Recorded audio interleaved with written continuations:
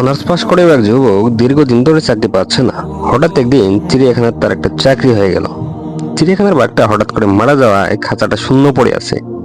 কর্তৃপক্ষ বলল, তুমি যদি খাঁচার ভেতর একটা বাঘের পোশাক পরে বাঘের মতো তর্জন গর্জন দিতে পারো, তাহলে মাসে 8,000 টাকা পাবে। বেকার ছেলেটা তাতেই রাজি। রোজ চিড়িয়াখানা খোলার আগে সে বাঘের পোশাক পরে খাঁচায় ঢুকে পড়ে। দর্শক এলে তাদেরকে তর্জন গর্জন ও আরো নানা কায়দা কৌশল দিকে ভীষণ আনন্দ দেয়। দেখতে দেখতে চিড়িয়াখানার দর্শক বেড়ে গেল। বাঘের খাঁচার সামনে বিরাট ভিড়। চিড়িয়াখানা কর্তৃপক্ষ খুশি হয়ে বেতন বাড়িয়ে দিল। ভালোই চলছিল দিন। হঠাৎ একদিন হলো বিপত্তি। বাঘের খাঁচার পাশেই ছিল সিংহের খাঁচা।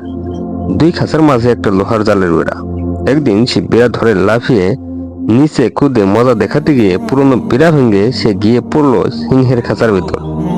এখন কি হবে? পৈতৃক প্রাণটা বুঝে সিংহের হাতেই গেল।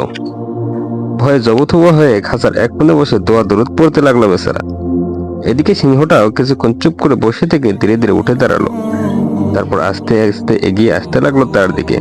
ভয়েসে তার প্রায় হার্ট অ্যাটাক হবার জোগাড়। এদিকে সিংহটা একেবারে কাছে চলে এসেছে। প্রাণের মায়া ছেড়ে দিয়ে ছেলেটা তখন কালেমা পড়তে শুরু করলো। ঠিক তখন সিংহটা বলে উঠলো, ভাই, এত ভয় পাবেন না, আমিও অনার্স পাস।